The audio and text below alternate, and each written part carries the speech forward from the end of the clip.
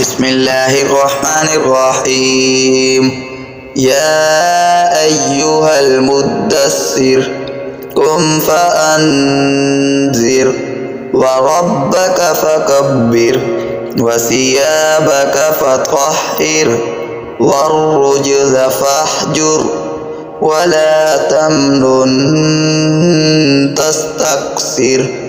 ولربك فاصبر فإذا نقر في الناقور فذلك يومئذ يوم أسير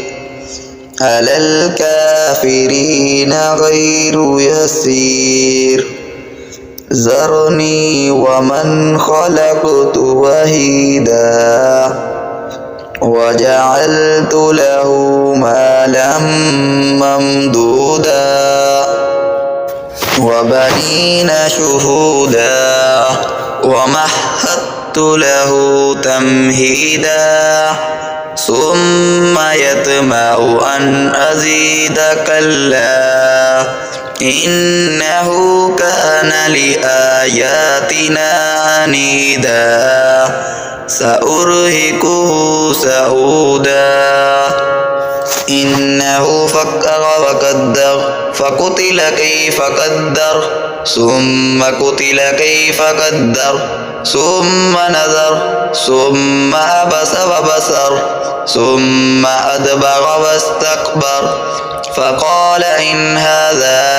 إلا سحر يؤثر إن هذا إلا قول البشر سأصليه سقر وما أدراك ما سقر لا تبقي ولا تذر لواحة للبشر عليها 19 وما جعلنا أصحاب النار إلا ملائكة وما جعلنا عدتهم إلا فتنة للذين كفروا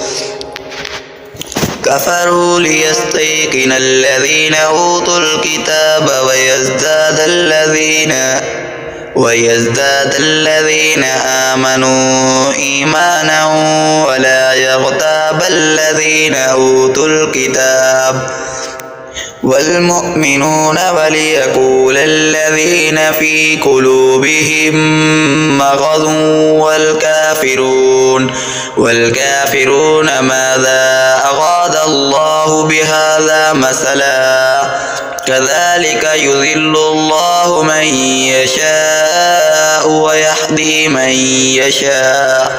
وما يعلم جنود ربك إلا هو وما هي إلا ذكرى للبشر كلا والقمر والليل إذ أدبر والصبح إذا أسفر إنها لإحدى الكبر نذيرا للبشر لمن شاء منكم أن يتقدم أو يتأخر كل نفس بما كسبت رهينة إلا أصحاب اليمين في جنات يتساءلون عن المجرمين ما سلككم في سقر قالوا لم نك من المصلين ولم نك نطعم المسكين وكنا نخوض مع الخائضين وكنا نكذب بيوم الدين حتى أتانا اليقين فما تنفعهم شفاعة الشافعين فما لهم عن التذكرة معرضين كأنهم حمر مستنفرة فرت من كسفرة بل يريد كل امرئ منهم أن يؤتى صحفا منشرة كلا بل لا يخافون الآخرة كلا إنه تذكرة فمن شاء ذكره وما يذكرون إلا أن يشاء الله هو أهل التقوى وأهل المغفرة.